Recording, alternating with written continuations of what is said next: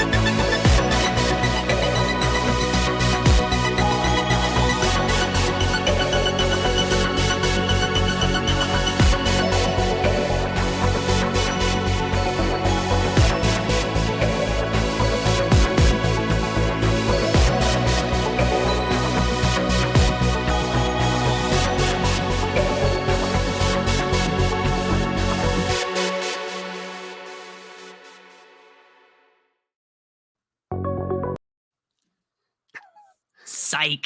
You thought I was going to do it again, didn't you? I worried that you might. You saved it at the last second. I do appreciate the fact that we've got Chief O'Brien in the back of your new background, my dude. I figured this was the appropriate one, considering the kind of trudging around the ship that was this week's episode. Yeah, this was a lot of trudging. In fact, like, this should be room for trudging, not so much room for growth. Yeah. I'm not exactly sure that we got a lot of growth. I'm not gonna lie. Depends on your definition of growth. Sure. Sure, Keith. Yeah. So this week, our intrepid lower deckers are split into two groups. One, Rutherford, has to go with the engineers to something called the Dove, which is basically a spa, because the engineers are stressed beyond all imagining because they've all been working for a week straight because Captain Freeman touched a mask she shouldn't and ended up trying to turn the ship into a temple. That might be an Easter egg, in case you were wondering. So they go to the Dove, and they're supposed to be relaxing. That goes about as well as you could possibly expect it to go. And then the rest of our lower deck crew, meaning Boimler, Mariner, Tendi, go on this massive odyssey through the ship, because apparently there are 4 new quarters on deck 1 opening up, and they're all hoping that they're going to finally get out of the barracks, because that's what that is. It's a barracks. Mm-hmm. And they're going to have actual rooms. So Tendi overhears the Delta Shift contingent planning to rig the lottery. And so they decide, by they I mean Mariner, because Mariner is the definition of extra, decides that they're all going to go and do the same thing. So our Delta Shift people do one side of the ship, go one way that is really obnoxious and tedious. And then our intrepid fans actually go through another one that's intrepid, that's, difficult and tedious, involves like hallucinogenic routes, is what I'm going to go with. Difficult and tedious, but faster. Fast, so like I feel like that's nowhere near. Yep. And we got to see some interesting parts of the ship that we had never seen before. Marie will be back in a second. Yes. Yes. Wait.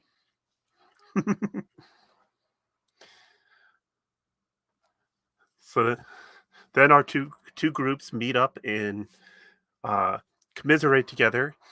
And when it seems like they're actually might be able to get along, then the Delta Shift once again proves that they probably shouldn't be in Starfleet. Yeah, those guys are terrible. Like they're just legitimately terrible. Yeah. And then off they go to try to get to this computer terminal. And then Boimler finds a secret route by following the water. Right? I mean, what? It's like it's draining. So clearly this is the right direction. And so that's what they do. They follow that. Yeah. And then they all conclude, and then ultimately they all conclude that no, they don't actually want to win the lottery because that means they'll be separated and they won't be friends anymore.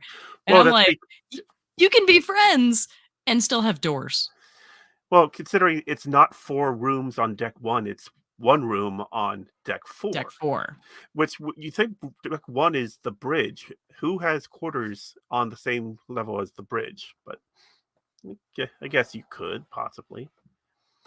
And so then they think, well, 1 room, only 1 person to 1 room, and they would have to split up. So, All right, you're gonna have to excuse me. uh, There seems to be a Munchkin related emergency. So Keith is going to take you through the rest of this wonderful Exodus Odyssey. Pick your word through yeah. the Cerritos. All right. So they find their way, and they decide to try to then.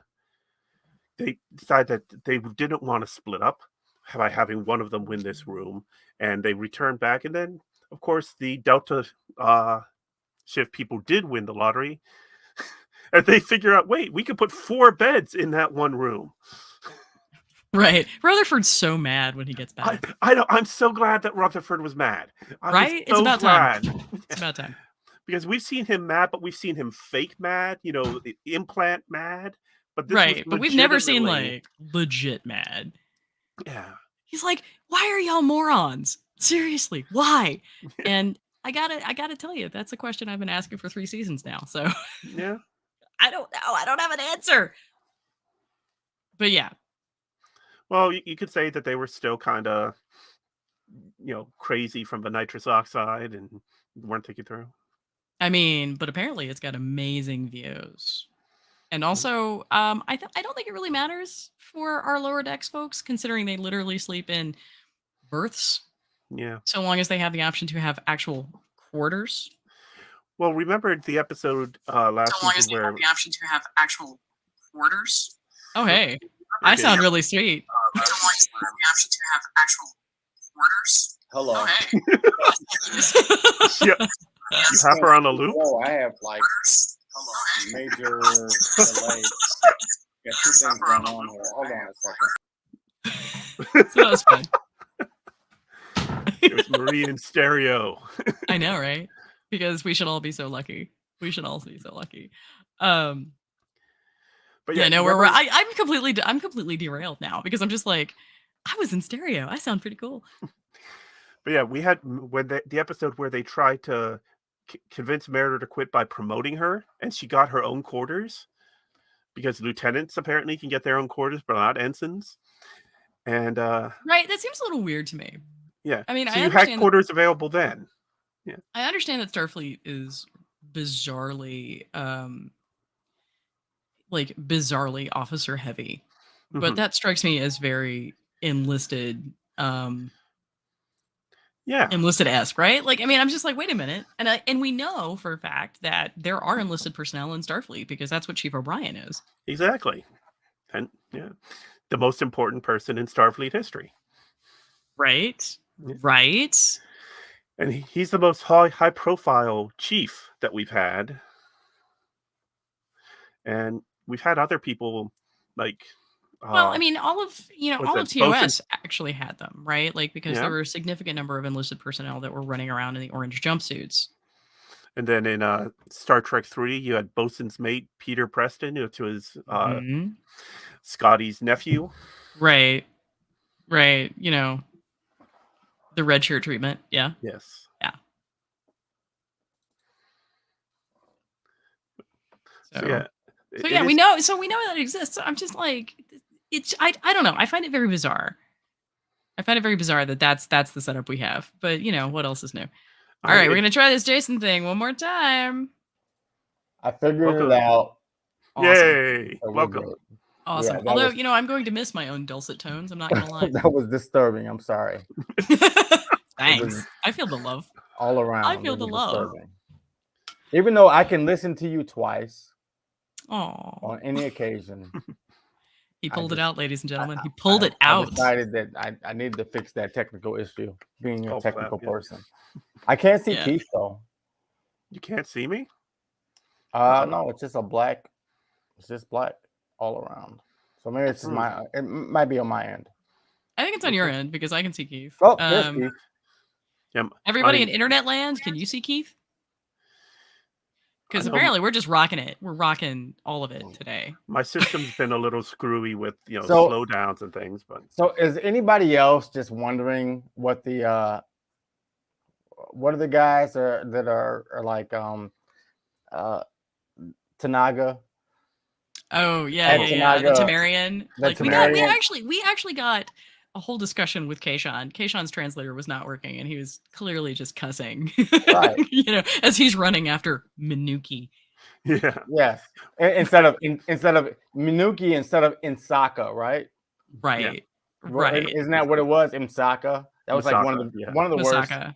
It was episodes Misaka. of that season. Which of that always season. makes me wonder if somebody would, like whoever was writing that episode had just had like a whole bunch of Greek food and was like struggling to come up with a name. Right. Well, it was 7th season Next Generation. They were struggling with a lot of things at that I point. mean, right. And that was really unfortunate because like I distinctly remember Masks being one, it was the Halloween episode, clearly. Yes. And two, it followed on the heels of another data-centric episode. So like Brent Spiner was visibly exhausted. Mhm. In real life, they would have destroyed Data a long time ago. He's had so many problems. You know, I would So argue that, except I would agree with you, except for the fact that, we still have a JSF program in the United States. And that plane has set itself on fire on the runway, and we're still trying for it. Yeah. Well, yeah, I mean, we gotta try, but they could have destroyed him and tried to start over or whatever. Anyway, Right. But Right. nobody knew the platform of Soong. Nobody knew that. That's the whole premise of Star Trek. Is Soong was the only one who had worked this out. Mhm. Well, Soong and Asimov, but yeah. Well, I was thinking about tonight that Data, when we first met Data in Encounter at Farpoint, he's a lieutenant commander. And when we last see him in that last Learning Next to Generation whistle. movie, he was a lieutenant commander still. So You mean the movie that shall never be named? exactly. I've learned. Well done, Keith. Well done. So when you think about poor suffering Harry Kim not getting his second pip going up from ensign, Data was a lieutenant commander for 10 years or more. To be fair, though, What is it going to be? What is it going to be? A commander? Yeah. I mean, they already have a commander. They can't. well, move that's up in that's the actually ranks. the thing. Like in real life, You you can't actually compare- have. You can't compare him being a lieutenant commander and not raising to be commander to someone being an ensign and not having any other rank besides an ensign. I will tell you that in many careers, lieutenant commander can in fact be a terminal career, Yeah. like a terminal rank. So like that didn't particularly surprise me. But yeah, no, there might be some android bias going on there. Well, we did see Troy in season 7 go from being a lieutenant commander to a commander by taking the Bridge test. officer's test. Yes. But Which Data had to- ostensibly, as like the third in command, Data should also have taken. he did, because he was in command of the bridge Right. on night shift prior to he finding his dreaming program. Mhm. So- Right, that was put in there by Soong. Right. But here's the thing though. So you guys correct me if I'm wrong. I got two experts. We are going so far afield, but I'm here for it. Yeah. Here but I for was it. thinking the same thing, but I just wanted to note that in all of the alpha and beta quadrant, Mhm. has no other species created a suitable AI? Has that not happened? I don't think that's true. I I mean, think for sure. There have been AIs that Android. just tended to Yeah. be evil. Right. Right, I mean, but I'm thinking in specifically Android. of Nomad. And Well, We go all the way and back. V'ger, Deeger. but also the Probe. I mean like a viable android, just like, hey, yeah, he just works with us. Well, Oh, Well, what was- somebody created the exocomps, although that's Alpha Quadrant. But that's that's next gen. But what was Well, the so is Data. That's next gen and lower decks, by the way. That Yes. is lower decks. yes, by the yes, way. yes. Oh God, what's her name? Humphrey Hamper or something? Peanut Hamper. Oh, Peanut peanut Hamper. peanut hamper. Peanut Hamper. Peanut hamper is lower I decks. don't know why that. I don't know why I have a mental block on that, but I really do. Well, you know what's apparently so she's funny? making a return this season. So You know what's so funny is that when they named her, they literally probably said, "Let's just think of a name that doesn't mean anything to anything to anything, and put it out there." And some guys like Peanut Hamper, or some girl, My dude. yeah, Peanut dude. Hamper. And they're I grew up in the land of peanuts, and they're like- peanut hampers are what you put them in Sure. when you're harvesting. You put peanuts in hampers? Yeah, like little basket thingies. What? Hold on a second. You're a person that knows and has seen actual peanut hampers in real life.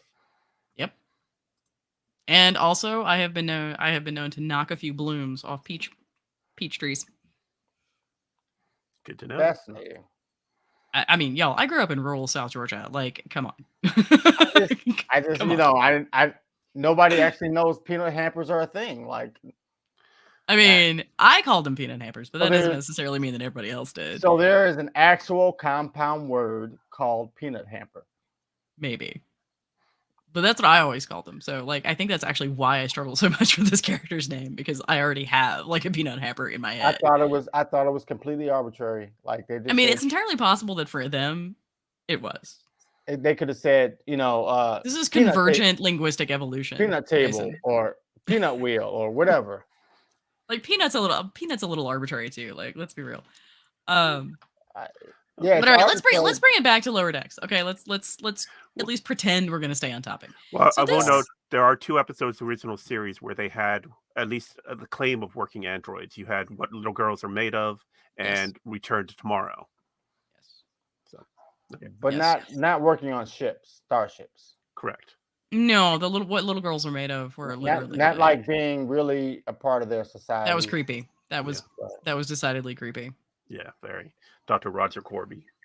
So they do have. A I am hydroponics wondering. bay, and Okay, it all right. really, I really, am about to hold on. it Jason, give me a really, second. All right, Jason, go. okay, I was just saying Yeah. it really connected me back to I bought my girlfriend an Aero Garden, and it's this little thing, you know, and you put in your house, and it's got UV that you grow plants on, and if things happen, you pick them up, and there's all these freaking roots coming out the bottom, and when they were in there, they were down there. All I thought of was this Aero Garden, and I'm like, all these fucking roots that are coming out the Aero Garden. So I thought that was like, I'm trying to picture like, you know, where the plants are in the show. Wow, you actually took us back to lower decks. That's amazeballs. Yeah, I'm Good job. bringing it back to lower deck. That's They're- amazeballs. They're, Well they're done. down there, and we all thought about Star Wars Episode 4, Yeah. A little bit. right? A little bit. Did you You see didn't the think about Dupler that? It didn't cross skeleton, your though? mind? Yes. Yeah. Yes. Yes. I thought that was hilarious. And very self-referential. Yeah. I also fully expected there to be something swimming around in the water that was going to eat them. I'm Yeah. somewhat Yeah. disappointed I there expected them wasn't. to do some type of Star Trek trope, but they didn't. I don't know if it's for legal reasons, but I expected that. It would be so nice. It would be Pretty so nice sure, if- pretty sure having something swimming around in a swamp that wants to eat you is not, in fact, trademarked or copyrighted. No. Oh, It is you'd not. be surprised. You'd be surprised what lawyers can do. I mean, probably not, actually. Probably not. I'm gonna say probably not. If you know what peanut hampers actually are, then I'm gonna say maybe you're right. I mean, but I'm also a lawyer, so. Oh, and you're also a lawyer, so I mean, you're knocking this out of the park, Jason. You just are. You are. No, I refer to law school as a poor life choice. Um, Well, I got some. what I really problems. We can need, talk about that later. what I really need is somebody to pay me to talk about Star Trek. That's what I need. That's what I need. It's a nice what- idea. What's your Right? cash? What's your cash app? And then put it out there. We'll start paying you. We'll see. We'll see. No, the root thing, but I feel you on the root thing actually, because despite the fact that I live in a desert, I grow orchids. I don't know why I grow orchids because apparently I have to live life on hard mode. Like I had twins. I'm a lawyer. I grow orchids in the desert. Yeah, where did you grow them? Where did you grow them? So okay, so this is a funny story. I literally have like this cabinet, right, that I've rigged up to be like this glass IKEA cabinet that I've rigged up to be a greenhouse. And it's fantastic. Really, like it's great. Like I monitor, oh my God, I monitor moisture levels and temperature and, you know, like who needs water, who doesn't. But orchids also grow them some weird ass roots. All right. Some weird ass roots. And so I have this cabinet and my kids are in preschool. So everybody grows some shit in preschool, right? Like you grew the bean or what have you. You remember this? Yeah. And it comes home. I end up putting all of these things because again, I live in a desert, so like all of these things are going to die if I don't put them in my greenhouse cabinet, whatever. And so I put them in there. Where is this desert located? In New Mexico. Land of Enchantment. Oh, okay. Entrapment is what you meant to say. Entrapment. Okay. But anyway, my kids will then turn around and go back to their teachers and talk about how mommy put their plants in her cabinet, special cabinet that makes plants grow. And I literally have to, and like I get these sort of like questionable text messages from their teachers, and I'm like, no, it's orchids, man. It's not weed. It's orchids. Weed would be easier. Right. What was the movie about the orchids with fuck? Oh, the Charlie Kaufman, starring Nicolas Cage and Meryl Streep. Nicolas Adaptation. Cage. What was that movie? Adaptation. This is a great movie. I have not seen this. I don't usually hear Nicolas Cage and great movie in the same sentence a lot, but he did some great movies for about 8 years. He did some. He kind of really played good against movies. type in that one too. So. Yeah. I mean, Raising Arizona, notwithstanding. Yeah. Anyway, so I like that Jason's like, I'm gonna be the adult now, and I'm gonna bring you back. Boimler. All right. What do you think about Boimler's like arc over the seasons between season 1, episode 1, and season 3, episode 3, as far as his like robustness? Are we talking about like the bold Boimler phenomenon? The bold boiler phenomenon, man. I really, really loved actually that both Tendi and Mariner are like, he's gonna get himself killed because I'm 100% certain he's gonna. I mean, well, he almost got killed in this. She just threw it out there, like right. Anti-gravity boy. All right, well, you knew as soon as he started having fun, it was gonna go bad. No, like you the knew. Bullet and also valid. And can we talk about how like crime play is now going to feature in my nightmares? So thanks, Lower Decks. Thanks. It was bound to happen at some point. I have real questions about your life now, Keith. I really do. Did we see in Star Trek Voyager and Lower Decks? Did we see their bunk beds and stuff, their quarters? You missed that. We were actually talking about that. That we have seen it before. I mean, very rarely. Harry had his own quarters on Voyager, and no, Harry. Yeah, Harry was a senior officer as an ensign. So right, Harry and also like they didn't have a full crew complement.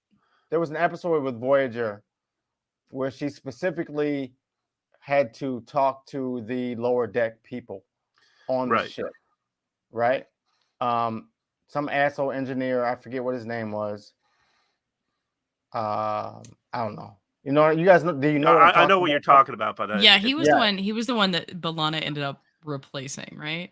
No. Or was that a different one? This was the guy whose job was to sit at the very bottom of the ship and look out a window. Yes, and that's what he wanted to do, so he can write theories. Yeah. And that was the episode where Janeway went down to the lowest deck and basically got lost immediately because she was a captain who didn't know her own ship. Exactly. I don't know what episode that was or what season that was, but I mean, I will tell you right now that like that is possibly the most realistic thing that we could see in Trek because like you can memorize schematics until you're blue in the face, but like you can't memorize. You're gonna get lost. I mean, everything is about experience in life. Right. Like actual tangible lived experience. Studying is to prepare you for experience. Studying does not replace experience at all. In any industry, right? I mean, fair play. Absolutely. I remember coming out of law school and going to Now she's and going to my I'm first in job, law man. school. Again, I consider it a kidding. bad life choice. Calm down. I'm Calm down. just kidding. I'm kidding. And then basically being like, how do I do this again? What? None of this makes sense. What do you want me to do? And then basically the smartest thing I ever did was actually attach myself to a paralegal, because I will tell you this right now, like a good paralegal is worth so much more than an associate. Yeah, They are the people who keep shit running. I saw that when I worked with the Justice Department. Yeah. I was and so are hoping infrequently you appreciated. were gonna say Justice League. But No, they would not accept my applications. Oh my god. damn it. I tried. I got their home phone numbers, but no, they were not interested. It disturbs me that you had their home phone numbers. Is this your magical library powers? Maybe. Oh, this was my pre-library days, so. But yeah, Ooh. like this was, I have to admit, like Room for Growth was such a strange episode, because it's like, it's really an episode that kind of didn't go anywhere. Well, it directly followed up the second episode of the season, because you had Bold Boimler introduced in that episode. Then he was not really mentioned last week, and then here he is back with a vengeance. Yeah, I think this is where you need to to explain your theory about things that have been aired off center or off time. Well, they mentioned in the episode that they have an upcoming mission with the Carlsbad, and that's the ship that they met last week. So did they air these episodes out of order, which is not I mean, it's something Trek has done from the beginning. I mean, the Man Trap. Yeah. Man Trap wasn't even the second pilot. No. Yeah. No, it was not. And then like 3 episodes later is where No Man Has Gone Before. Yeah. So are you predicting we're gonna see a whole different Boimler in like the later episodes of the season? Like he's just gonna be like the security chief? No. I think we're married to Bold Boimler as a concept. Though I do think that in light of some of the conversation that we saw between Mariner and Tendi, they're going to try to run herd on that, because again, I really loved it when Mariner's like, this is not sustainable. Right. Because she's right. It's not. Because he's going to get himself killed. Well, we know that he has an episode coming up. They teased last week on Star Trek Day. They showed a clip of Crisis Point 2, in which he is the captain of his own Sovereign class ship. So we could see Bold Boimler is going to go to that point. At least him imagining him having his own ship with his fellow lower deckers as his crew. Right. Because that's going to go well. Yeah. That's going to go well. But yeah, it's a case of where they said it is a straight up sequel to the Crisis Point from season 1 episode. Mm-hmm. So, and it looks more like it's styled off of the Next Gen movies, while the first Crisis Point was definitely based off of TOS movies. Yes. And I wasn't Brocephalus? I wasn't on last week, but I really liked that they had Leah Brahms on there. I'm pretty sure you guys talked about it. Yeah, they got Susan Gibney back to do the voice and everything. Mm-hmm. Which I am really excited about. I just really I have a really interesting relationship with Leah Brahms, in the sense that I love that at a certain point she gets to have some agency, but I get really pissed off about how her character gets treated in both Galaxy's Child and then later. Because in Galaxy's Child, that's the first one where she appears. Yeah, that's the episode. Oh, okay. Right, that's the name of the episode. That's when she's the holodeck character, and Geordi basically takes this character and more or less creates the simulacrum that, you know, he could then fall in love with. And then later we get the opportunity to actually meet Leah Brahms, and that episode is one of, I think, TNG's cringiest, because despite the fact that this is creepy as fuck, guys, it's creepy as fuck. It's not that it's creepy as fuck, actually, Marie. It's that it's actually realistic, which is also creepy as fuck. That's as first of all, as a woman, you see creepy coming before I do as a man, right? You're a woman, and I think that's what women see creepy before men do. So I Well, acknowledge right. that, but Well, right. Men are afraid that women would laugh at them. Women are afraid men will kill them. Yeah. Exactly. More often than men are afraid. So that's where the creepy comes in. Right. So my Um, issue, okay, so my issue with this is that one, the fact, okay, so all right. Basically, the Leah Brahms and the holodeck is like fanfic, right? Mhm. It's fanfic. It's like real person fanfic, which is an RPF. And this is not kink shaming for anybody. If this is your shtick, awesome, you do you. My problem with that episode is that when Leah discovers the fanfic and is creeped out by it, is creeped out by the fact that like Geordi has all these expectations of her that are unrelated to the reality. The episode really legitimately wants us to side with Geordi on this. To the point of him getting mad at her. Yes. And then her coming around and apologizing for Yeah. overreacting I by understand your protecting point. herself. I understand your point from 2022, but in the 24th century, why would that not just be normal? And I understand the fact that like I'm gonna need you to flesh that out. I really love what they did with the Yeah, I'm episode. just gonna actually. sit here and listen. I really love what they did with the episode. They're telling you in the episode that your fictional fantasy about something is not necessarily what the real thing is. And Geordi found that out, right? He learned that lesson that like, yeah, I created Did this he person. though? I think he Did did. he Yeah. though? Because that's not where the episode goes. The episode is not going with, hey, Geordi, don't try to transpose your RPF onto the real person, which I think is like, here we are. This is a very valid argument, right? Like, I mean, if this is your shtick, if this is what you're reading on AO3, again, no kink shaming. You do you, so long as you understand that you cannot take that fic and then transpose it onto the real person. Right. Right. And but the problem that's is not what he did. That's not what he did. It Yes, kind of it is though. Wait, It kind hold of on. is. Hold on. He started with just wanting to understand the Enterprise. That was his goal. So and doing that, And then basically he goes from there to everything but delete the wife. wait. Yeah. But what I'm saying is he didn't start with like seeing a picture of her and saying, "Oh my gosh, she's fine and she's an engineer. Let me make a Yeah, he did actually. In In Movie fact. Trap. Yeah, he did. it- He saw a picture of her and he was Yep. like, wow. Yep. No, literally, like what happens in Booby Trap is like the holodeck provides him with a simulacrum, basically to serve as a sounding board. right, but Comprised his goal was not Leah Brahms. His goal was saving the Enterprise. I'm and just then it saying got that sidetracked, like in he a got big way. sidetracked by a beautiful woman. I'm not saying that it's right. I'm saying it's understandable. Like I also he- feel he- like I he also didn't feel go like in this with the is goal of he didn't go in there initially saying I want to have a relationship with this woman. He went in there with the goal of saving the Enterprise, and this woman just overwhelmed him. I from have so what many the things to say computer about this. gave him.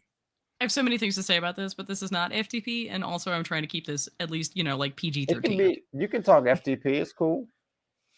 No, I know, dude. Like you and I need to have this conversation on FTP, and that is fact. We are going to do an episode on this, my man. We're going to do an episode Okay. because I would actually argue that Booby Trap plus Galaxy's Child it falls into the category of once again the primarily white writer's room being completely unable to give Geordi as a black character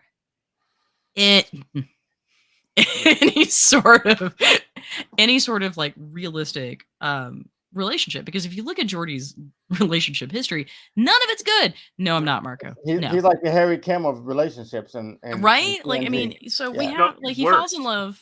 Like He he falls does in hate- love with Leah Brahms. He does have And one black then- woman he falls in love with, which is total And Shit. that was also And- creepy as fuck because Aquiel, he's literally reading her personal diaries. Like he is Yeah. violating her on like I mean this is expecting a her to either be dead or suspected of killing other people. like none of this is okay. Jordy is a violator, a serial violator of Well, Man, how interpersonal. did we get on this disaster Well, and away then from the Lord ultimate X? pin of she's married, she has children, and then what the last we hear of Leah Brahms in the final episode in All Good Things Is when he apparently she met- left her husband for Jordy.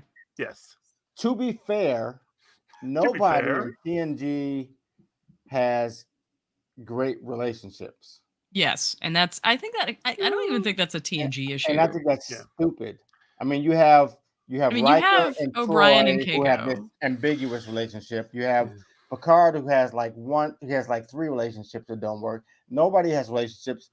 Deep Space Nine had relationships, which was Yeah, actually and then good. one of the parties turns into Jesus and then fucks off into the eternity. Right. Well, I mean, but right. I mean, Yeah, Odo, and- Odo I have even had a always- relationship I have with the always enemy. been super pissed for like Charity or oh, God, what's her name? I'm dying here. Cassidy Yates. I've always been pissed off for her because I'm just like, they get married and then he dies and then he reappears and is like, just, you wait for me and I'll be there. And I'm like, no, that is not how that shit works. Yeah. Wow. That is not how that works. And it's even worse Um, for Jake, right? Like, I mean, Oh, because well, Jake far- loses his much worse. dad. Much Nobody, worse. Yeah. nobody had Because Jake didn't get a goodbye. Cassidy doesn't. gets a goodbye. Jake does not. And I think that's one of the things that really, really disturbed Avery Brooks because again, he's like Brooks was really like, we have had this tremendous relationship between, Absolutely. Cisco and Jake. And that I mean, in the 90s, y'all, that was huge because this was like a radically different portrayal of Black fatherhood. No, I It's think not- about, yeah, It's not that's funny. true. It's healthy. Nobody's going to jail. Like And when you look at the families that have been shown in Star Trek up until that point, basically all you have is Bev and Wesley Crusher, and that's not healthy at all when you look at the fact that she disappeared for a year and left him alone. on the ship. On the Well, ship. She loved him. She's She like, was a mother. hey, JL, I'm gonna need you, even though you're not great with kids, I'm gonna need you to watch out for my super smart child. No, I gotta tell you, as a mama, fuck that noise. And Voyager didn't have relationships really. I mean, Oh, they had yes, no, it Tom Paris does. and B'Elanna- Tom Paris and does. B'Elanna. And Um, also that weird Chakotay 7 business. But the more That important, wasn't that happened in 2 episodes. The last 2 the episodes. Doctor and Cass and the Doctor and Seven, the much more important relationship on that show. Yeah. Right. And even then, when we actually start with Neelix and Cass, and that is creepy. Yeah, going back in early seasons, when you look at it now in hindsight, that was not a good relationship at all. Yeah, you know what we So call on- that? You know what we call that these days? Grooming. Yes. So on lower decks, the security officer Well done, Jason. Well done. taking that cat in the yes, we in the got holodeck. Oh, more yeah. of the Tana and Shax's Tana relationship. Shax. And like I love the You know what? I love the- This is funny. When she said, when he was upset and she was like, "Oh, do you want to suck on one of these to make you feel better?" I was thinking in my head, do I want my girlfriend to say that to me? I think I might actually. Like if she Actually, was- Marco, I think we all got tired of watching it because we were all vaguely aware that it was creepy as fuck. I'm just saying. if I was upset and she just like said, "Hey, do you just want to suck on this for a minute to make you feel better?" I think I might go for it. I don't know. It's I feel kinda like we're weird. learning so when I much about saw an Jason now. episode, I feel like we're learning so Yeah. much about Jason I don't today. know. No, but She's actually not okay. watching this, so she's not going to do it. You're gonna So have can we to talk about that scene email for a her. second? And we're going to talk about the scene one time, and then we're never going to talk about it again because I Yes, don't we need will. that nightmare fuel. All right.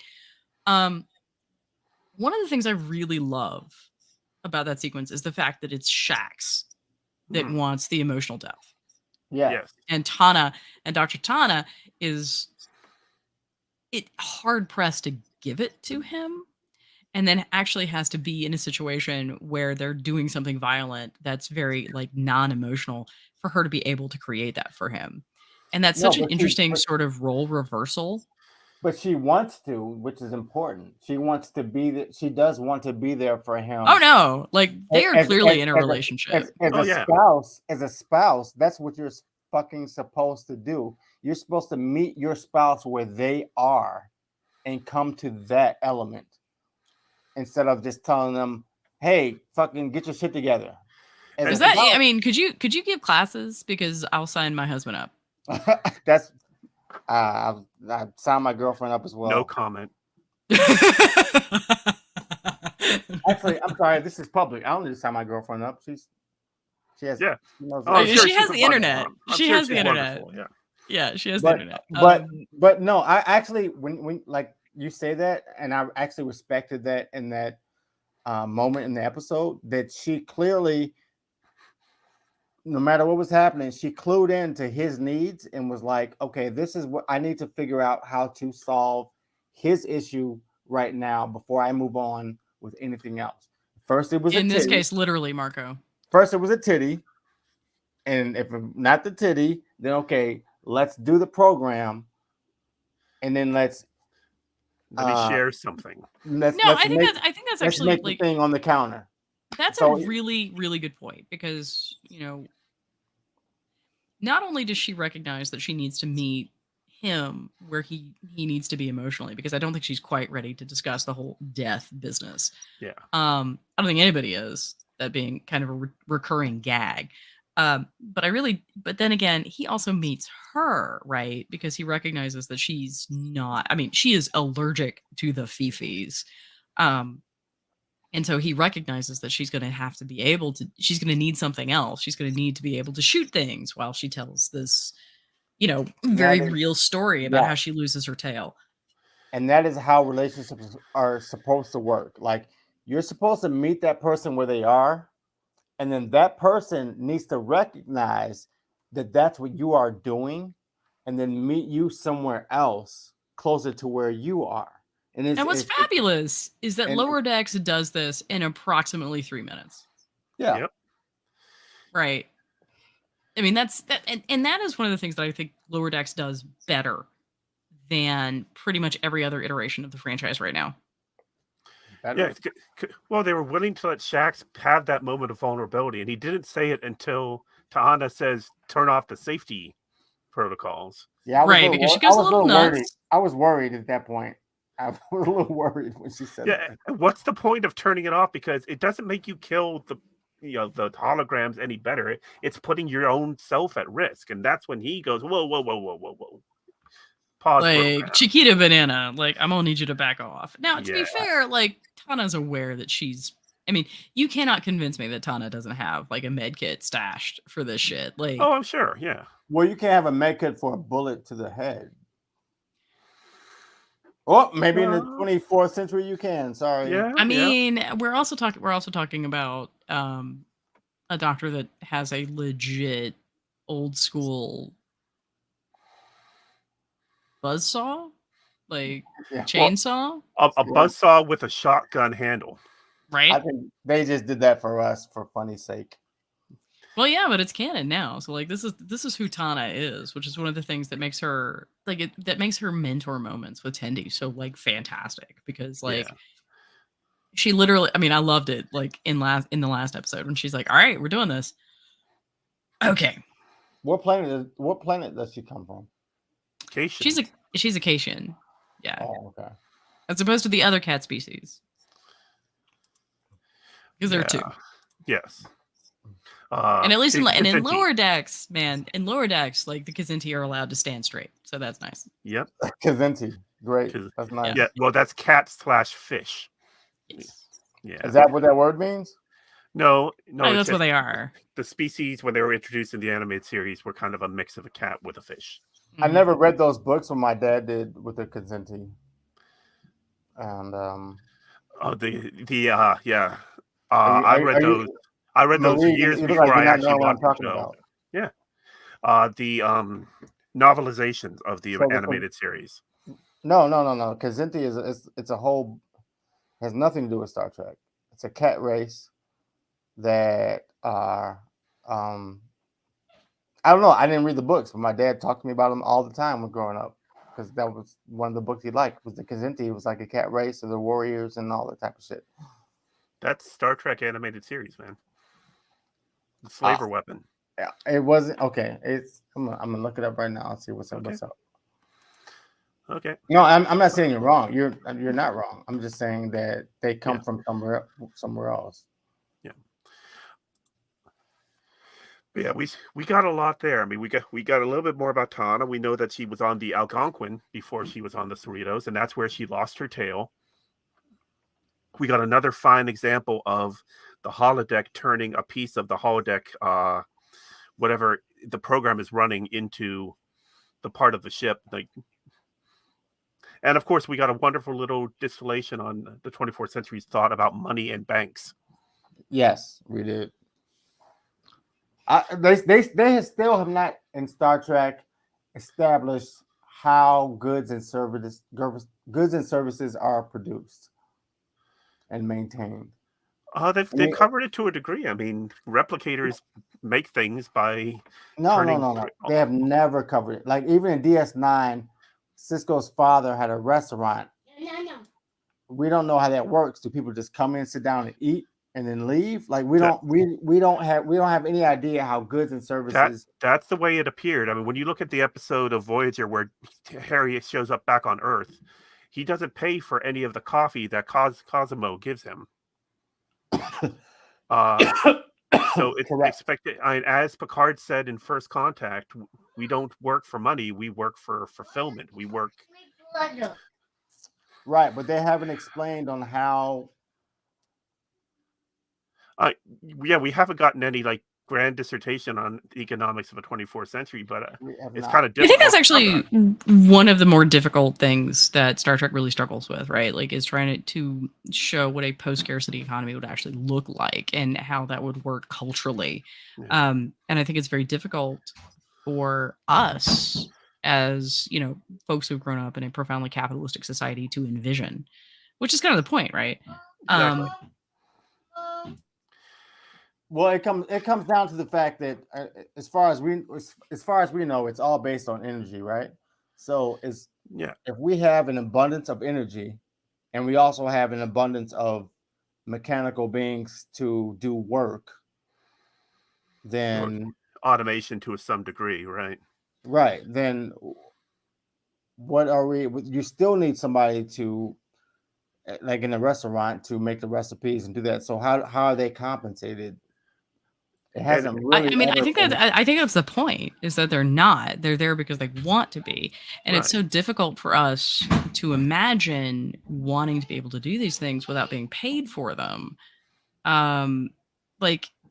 If you think about it, literally no one on the Enterprise is paid to be there, because this is a post-currency economy. Right. Their families aren't being paid back on Earth or nothing until we get to Deep Space Nine. And Deep Space Nine, you'll note, is the only... Well, Deep Space Nine and Voyager, but I'll get to that in a second. Deep Space Nine is the only entry into the franchise where it makes sense. Because they have gold-pressed platinum. And then when we get to Voyager, we have a profoundly barter-based economy, which makes a whole lot of sense. Up until the point where they're like, scarcity, schmercity. We're tired of dealing with this. So Voyager has all the shuttlecraft forever. Yeah. Right. Or we'll just make more shuttlecraft. Well, as they had in the early seasons, your replicator rations were your currency on Voyager. Because there was only so much energy, there was only so much ability. Like, if you want a clarinet, you've got to save a week's worth of replicator rations to make a clarinet. Yes. And the idea of money is the fact that existence of what you want is finite. Right? Right. What you want is finite. It's not infinite. Yeah, it's what has value, and for us, it's money. For them, it appears to be energy. Yes, but even to that degree, in the case of Next Generation and original series, there never seemed to be that much of a lack of energy. So, You're on mute, Marie. I can't hear you, Marie. I'm sorry. I forgot I muted it so that you didn't have to hear about like how exciting it is to poop in the potty. Oh, it's I have very stories exciting. about that. Yesterday, I was in there.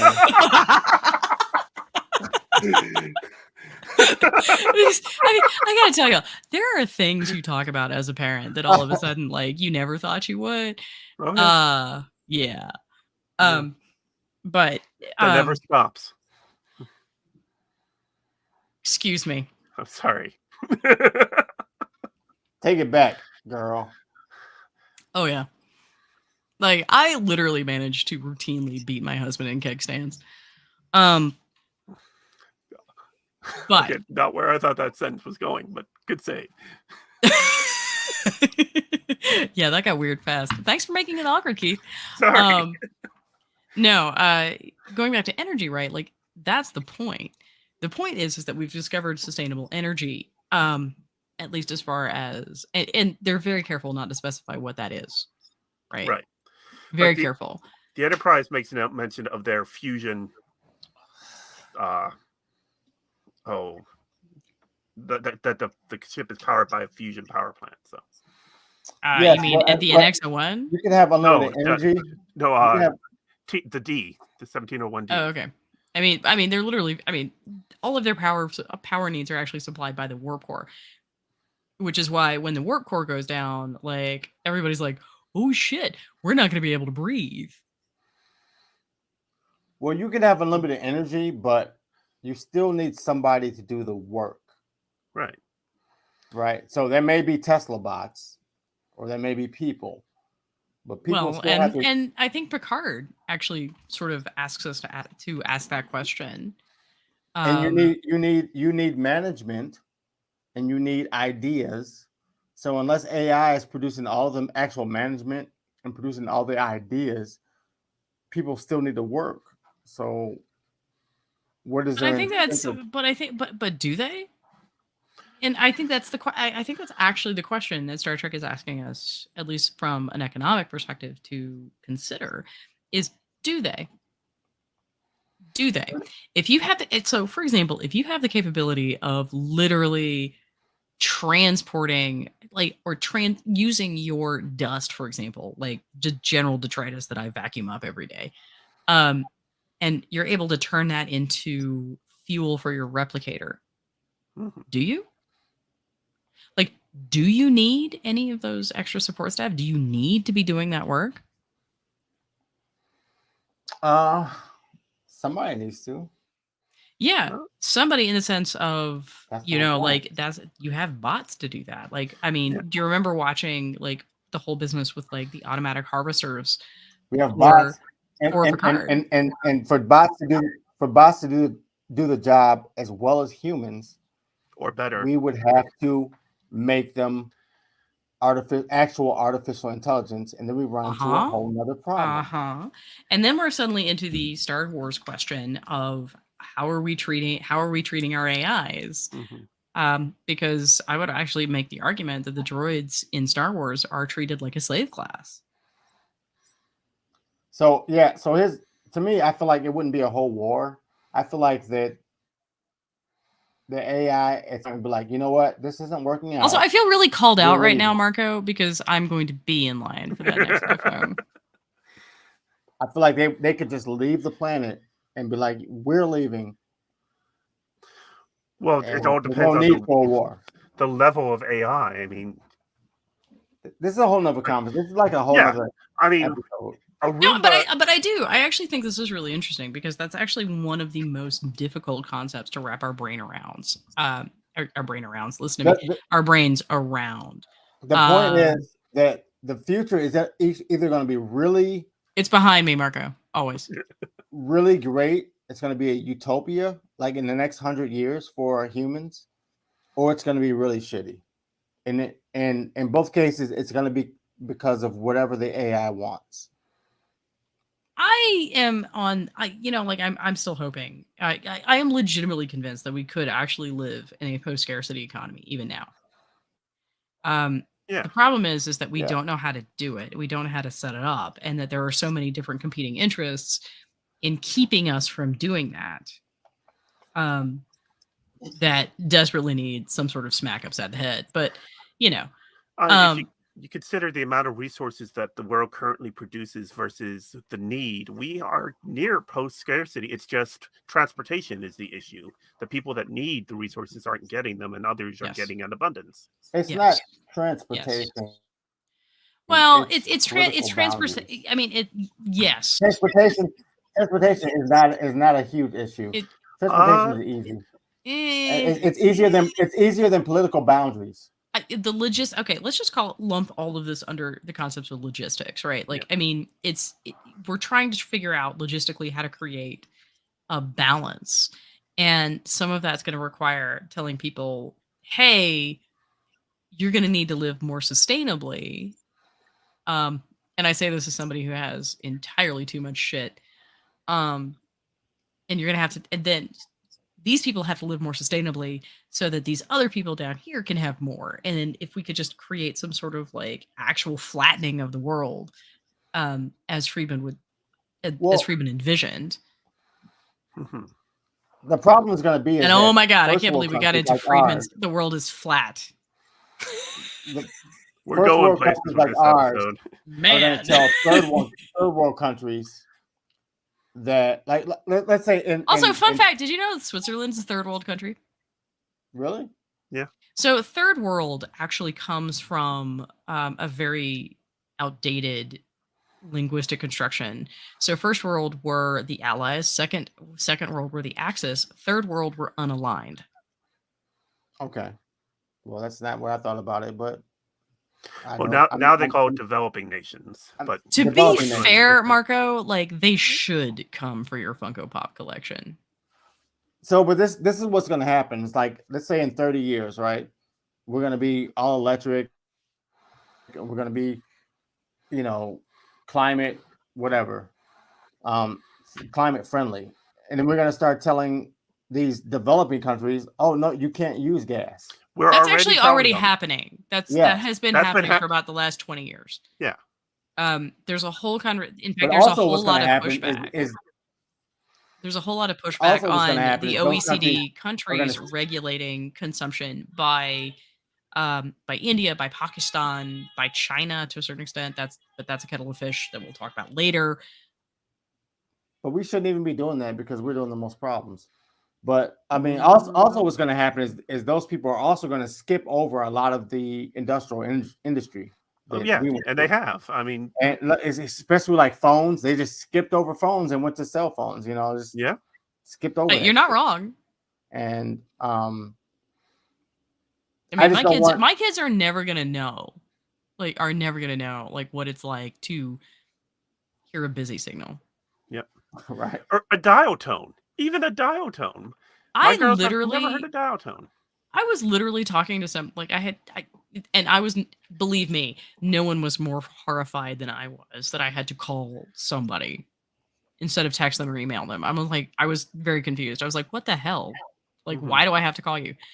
But I had to call this person and she's like, oh, are you local? Because you've got a long distance number. Y'all, I had to think about it. I had to think about what the hell she meant. Yeah. Well, long distance. Why does that even matter? Remember when we had to be like, oh, call me after 7 o'clock? Yeah. Oh yeah. Like when. Yes. I do. Nights and weekends. Mm-hmm. Nights and weekends. Y'all, we're old. Anyway, Boingler. I'm trying to bring it back. Jason's like, ignore the gray in my beard. You know what? It's not that we're old. It's that things are changing faster and faster and faster every fucking year. Like if you live 300 years ago, you might not see any increase in technology whatsoever in your entire lifetime. You know I love you, Marco. I want to be loved too. You are always loved, Jason. Always. You were part of the Trucker's Delight family. And that's not a term we bandy about. No, I agree. Because if you actually look at technological shifts, right? I mean, the fact that we are now on an every 2-year cycle for a new iteration of an iPhone or a Samsung or whatever, is insane. Yes. when Well, you actually look at it, when you that's actually just like them graph it wanting to out. make money. That's just them wanting to make money. They have, But it's No, not. like, It's no. not even. But it's not even a question of making money. It's the fact that we're. I mean, like, so I have an. Okay, I'm gonna out myself right now. I have an 8+. Okay, the 8+ and that's has fine. as You don't much. need a new Well, one. You don't need it. it's starting to die, so I kind of do. But the 8+ has as much in common with a rotary phone as it does with the 14 Pro Max. Right. And that's insane. Yeah. That is insane. Like when you actually look at you look at technological development over the history of the species. Also, I feel like Marco is laughing at me for my 8+. He is. I feel Fuck like- you, I Marco. feel like- I feel like Well- if the Egyptians hadn't been ruined out by climate, that the whole world would be completely different, and Egyptians would be running everything, technologically, mathematically, astronomically. Jason, did you just take us to aliens? This is very much like we are now No, in like not we are aliens. now like the History not, Channel. not aliens. I feel like the ancient, not the Egyptians, with like Cleopatra, because those Egyptians were far gone. You mean the from Greeks? The ancient Egyptians. Yeah, the Greeks. Right. When the Greeks ruled Egypt. I'm saying the ancient Egyptians were like the fucking pinnacle of human beings for a long time, and they just died out. And if they hadn't, I think everything would have happened way sooner. Electricity would have been sooner. Everything would have been sooner. Well, yeah, we had that. The Romans came and would bust shit up, and then when the Romans fell to the Visigoths and the Vandals, we had the Dark Ages, where everything basically took a huge step back. Ish. Yes, but even at that point, when the Romans came in, the ancient Egyptians that built the first pyramids were already pretty much off the map at that point. Otherwise, the Romans wouldn't be able to do anything. No, the Romans were the Romans were doing some shit. Like they were actually like fomenting cultural and technological exchanges across most of the ancient world. Because one of the things that time when you had like Yeah. the first Yes. pyramid being created. Yes. Well, not the first. Okay, so like, I'm saying like are we when are the we first- talking are we talking about First or Third Kingdom? First Kingdom. So First Oh. Kingdom didn't have pyramids. Okay. Well, maybe I'm not talking about First Kingdom. So But the point is like let's bring this back to Star Trek before we go into like my hair grows a lot taller and I start doing this with my hands. Consider we're past the hour mark now. Yeah, Ooh, we're gonna wrap it 102. up. This has been one of the more fun conversations we've had in a while, so we're just gonna keep going. we got segue galore. Right? I mean, there wasn't a whole lot to talk about in terms of the episode, so like we might as well do this.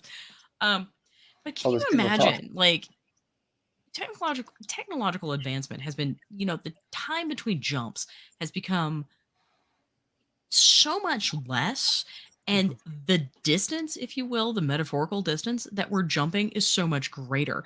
Can we imagine what that's going to be like in the 24th century? Well, just look at 1903, first flight, Kitty Hawk, and then 1969, Man on the Moon. 66 years from the first flight to Man on the Moon. And that How first flight was like, insane. what, 5 minutes? But have we made any great jumps in the past 50 years? Yes.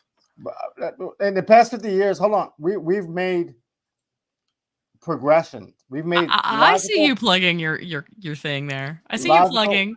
We've made logical progressions Yes. from what we've already had. and Absolutely. But Computing all power, of the microchips. progressions. And prior, All of the progressions Transportation. are logical. and as Within far the as last 50 years, we have gone from having to crank the phone and talk to an actual operator But who that's used just a progression of what they already had. I'm saying used- a leap, like a jump in actual, like. Are you gonna tell me that like Bluetooth and an iPad are not huge leaps? How about the fact of how we're talking right electricity to having now? electricity, Yeah. right? This was 10 years ago. This was not possible. No. Absolutely not. I think it's a progression. It's not a jump. Like the transistor is a jump. Electricity internet is was a a leap. jump. The internet was a leap.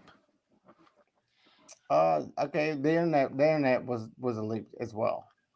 But I'm saying a new form of understanding physics that just changes everything. We're just working off the physics we already know. Think about all the development that had to go into to create the first cell phone, and then to go from that to the first internet capable cell phone. Yes, but we're still working off the same ideas that were implemented 100 years ago, right? I mean, it's we're the same kind of not idea. though. It's I mean, we're binary. kind of not though. Like in the sense that like we had an image of I mean, Alexander Graham Bell would be extraordinarily confused by the concept that I literally in my pocket in my slow ass phone, I have access to all of human knowledge. No, but that's just, And also the Kardashians. That's just information. That's just sending in more information. That's a progression. We knew that in the fucking 50s that we would be sending more information every year. We knew that. Well, my dude, have you seen like the computers in the 50s? Like, have you seen those? Like, have you? Yes, how huge I mean, those things were. But they knew that they would progress every year into like they knew that they would actually no. I mean, okay, so They knew all that right, they all would right, be- all right. So fun fact, they didn't, and I'll They tell you did not. why. I'll tell you why. Because actually we experienced a fall. We actually experienced a hiccup in development because men started forcing women out of computing. Yeah. Because the original, okay, so like Ada Lovelace notwithstanding, a lot of the original computer engineers were women because they had fiber experience, Mhm. right? These are women who did stitching. These are women who had done weaving. These are women who had done knitting, and so all of that shit was something men didn't do because those aren't manly crafts. Well, computers came from the fact of making rugs and shit, ones and zeros, and Exactly. Literally what you just said. printing. That's exactly that's the point I'm trying to make. Is Okay. that and that's why and so women were actually starting to make like real innovations in terms of streamlining the process. And then suddenly men were like, yo, I mean obviously I'm generalizing and simplifying, but men were like, yo, that shit works and is cool, so we're going to actually force women out. And so we actually have a period of slowdown as we go into the 60s where men are I mean basically what happens is men have to learn how to do it. Well, Well, yeah. basically, that's the whole superiority complex thing of men, of white men. I mean, that's for sure, yeah. Seeing somebody doing something, seeing a woman doing something, and saying she obviously can't do that as great as it needs to be done. So we need to have men doing it. Yeah, And and that's some of it also had to do with like men coming back from both like World War II and Korea Mhm. and needing someplace to go. Yeah, but it's still just men being fucking stupid as fuck, as far as their perception of women, because women throughout history have done so many things, and Excuse me. To that. the men have looked at them Mhm. like, oh well, you can't really. Well, we're just gonna give that credit to this guy because we can't give it to a woman. I mean, that's a I have whole different never story and ever topic. experienced mansplaining ever. Except for now, is that what you're saying? No, no. No, I am not saying at all. I am not saying at all that you're mansplaining. That's not it. That's See, not the way it. that your computer works is that people comes in and That's actually one of my favorite parts of, for example, She-Hulk, right? Like, I mean, there and a lot has been made of this interchange where like She-Hulk is literally like, I mean, she's literally looking at the Hulk and he's like, well, you have to control your emotions, and she's like, motherfucker, I'm gonna need you to sit down. right. Well, like today's episode, the person who tried to explain to her the trademark says, "Let me explain to you how the trademark works," and she just looked at him like, "I'm a lawyer." I need a lawyer because I don't know what the fuck I'm doing. I mean, I gotta tell you, I need lawyers don't know what the fuck they're doing either. I need a tax Yeah. expert. That's what I need. They're so Ooh, fucking oh, that's an no. accountant. Yeah, accountant. That's They- different kettle of They're fish. or tax attorneys. Yeah. but again, I will tell you, like when you talk about progressions and you're kind of like narrowing the field there, like I mean, just because you're building on something, because everything is building on something, Yeah. everything. No, not everything, but Everything. Some things are a brand new fucking thing. Like bringing electricity to the table was a brand new fucking thing, right? Except we knew what. bringing- Except we knew what lightning was. We did know what lightning was. That was the point. Nobody had a clue what it was. Nobody knew what that was. I mean, there were theories floating Strange shit around, that and God then did. and then Ben Franklin is like, "I'm gonna go with a key and figure that shit out." My son stand out there with a kite. I will go with the game with the Ben Franklin thing. That's fine. I can. Damn it, Marco! But I'm saying like, and the transistor for the computer was a. I'm just saying we haven't had a groundbreaking thing that has taken off in a whole new direction. Everything that we have is a progression of what we knew. We already knew what would kind of take place in a way. Everything we have now is just a buildup of what we had, but better, right?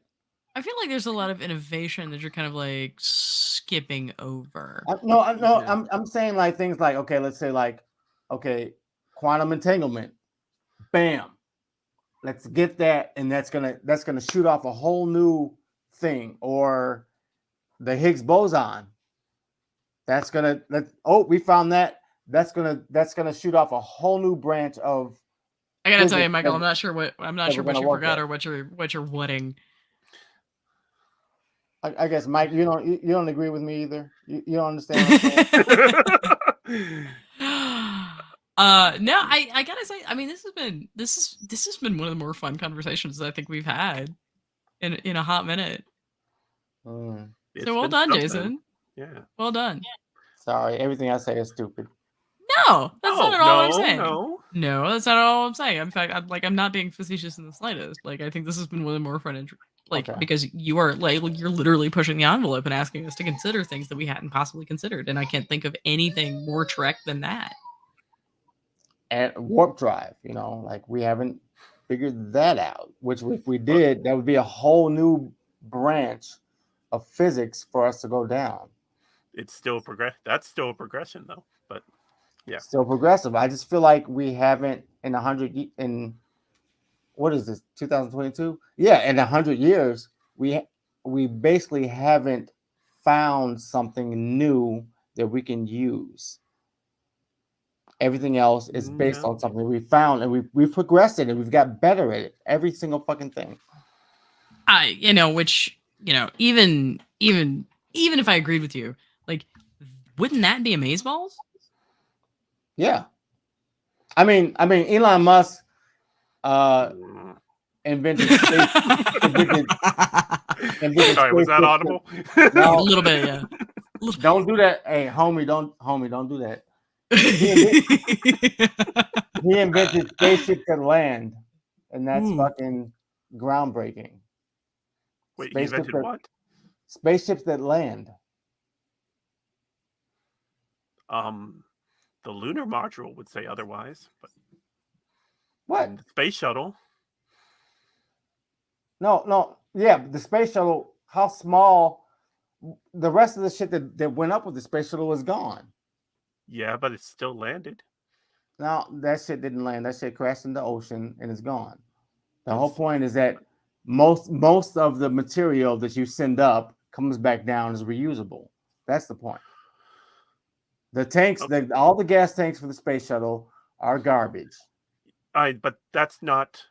I mean, that's an improvement on something that's been done, but that isn't some major innovation as far as it's recycling. Yeah, it is.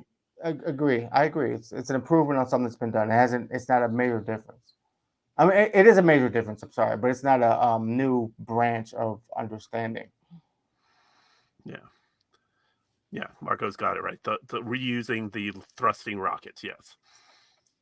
Yeah, I think, but that's also I'm about 13 because I'm really trying not to giggle. Giggle, girl, giggle. Thrusting rockets. Giggle so I can record it. Okay, Dr. That can be my, that can be my message notification. Oh, that's amazing. I'd be like, oh, that's this girl okay. Marie. Okay. All right. Before we go too far, well, actually, it's far too late for us to have gone too far afield. Final thoughts on episode 4. Room for growth. I think it was fun. I mean, that's true. It didn't project. It didn't like push the episodes forward. Didn't push the series forward. I feel like it just stayed in place, and like we're still wherever we were on episode 2. Going on. I think it was fun. I like, you know what I like about Lower Decks is that I watch the show and I feel like the writers are Star Trek people. Yep. All the little things that they put in there, I'd be like, this motherfucker has watched Star Trek before, because they put in the helmet, even the mask. I know. You know, like, I know. all the little things that they do. I really appreciate the fact that, like, hey, I see that you watch Star Trek, so keep writing. Keith? I mean, yeah, this episode definitely followed right on the heels of 2 weeks ago with, Bo Boiler and everything, and we seen at the end of that episode, Tendi was having problems with Bo Boiler. Now we have Mariner that's also having doubts. We have a pissed off Rutherford, which is a nice change.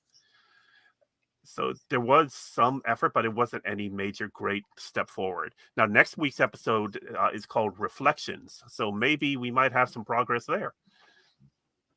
Yeah, I mean, it's weird. I sort of feel like the last 2 episodes have been filler in a strange way. Because again, one of the things I've really loved about Lower Decks is that Lower Decks has demonstrated that it's remarkably adept at balancing, these huge emotional like arcs and then the goofy shit TM. And we have a little bit of that in this episode for sure. Like, I mean, our whole conversation with respect to Tana and Shax and like how they're manifesting their relationship. But generally speaking, like, and again, I don't necessarily think this is a problem, because I think having fun and doing something entirely bonkers and silly is entirely valid, especially now. Yeah. But I really would like to see us get back into something a little bit deeper, especially when we're looking at what? Remind me again, Keith, a 10 episode season? Yes. Like, we're coming at, like, next episode is the mid-season. So, I mean, having a couple of episodes where we're not pushing things forward is not something that we can really do in the same way that when we had it, in TNG, Voyager, Deep Space Nine, when we had 25, 27 episodes. Well, they didn't always push everything forward either. That's my point. But they had room for filler. Lower Decks does not. Right. And so fun, yes, but I still came away from this episode going, what? Yeah, but do you have to push something forward? Can you just have an episode and just have fun with the episode? And I am 100% behind drive the story forward. Like, I am 100% behind the necessity of fun. I really am. I fundamentally believe in the necessity of fun. But I think we also have to grapple a little bit with the change in format. Mm-hmm. I mean, we just don't have the space in terms of the season that we used to in, like I said, 90s Trek. Right. Yeah, the only show the only Star Trek we currently have that seems to have more than, well, the only one that has real number of episodes is Prodigy, because it's got a 20 episode season. Discovery's 13. Everything. Not gonna lie, deeply in love with Prodigy. Super excited to see that come back. Yep. But I haven't watched all that. I haven't watched that much of Prodigy. You should. You should. Yeah. It's coming back 27th. I am I have really enjoyed sharing that with my children, that we're going to pretend you can't hear screaming in the background. Mm-hmm. Get those kids. Wow, Jason just cast shade on my parenting. So clearly, it's time to roll that beautiful bean footage. Thanks, guys, for coming with us on this journey. I know it's about 20 minutes over, and Jermaine's going to yell at me, but I think it's been a tremendous, tremendous episode. Thank you, Jason, for your insights. Thank you, Keith, for your counterpoint. As always, thank our viewers, Marco. Always, your headband matches your lipstick. I mean, thank you. There you go. It does. She's blushing now. A little bit, yeah. Yeah, I she mean, was. that could also be the bourbon, so let's be real. But anyway, thanks, guys, so much, and we will see you next week. And I am going to roll that beautiful bean footage. Yeah.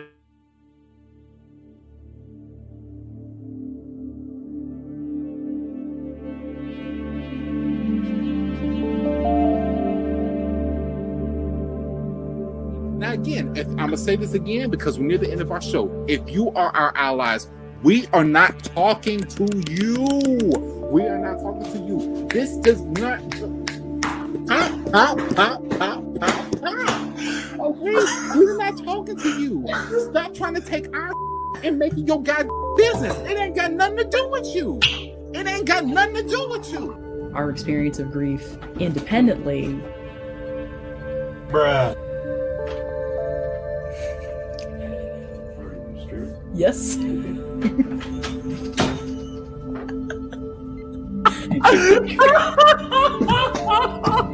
I love that they're in the comments. So much is like, I'm just reading the comments. Yeah. They should brought their child out. It's such a good point, Will. God, that's such a good point. And he's really thought about it too. You should be here. William, get over here. I thought he had a girlfriend on Insta. It's been ages since I've mucked about, but Okay, moving on. Let's move on. yeah, we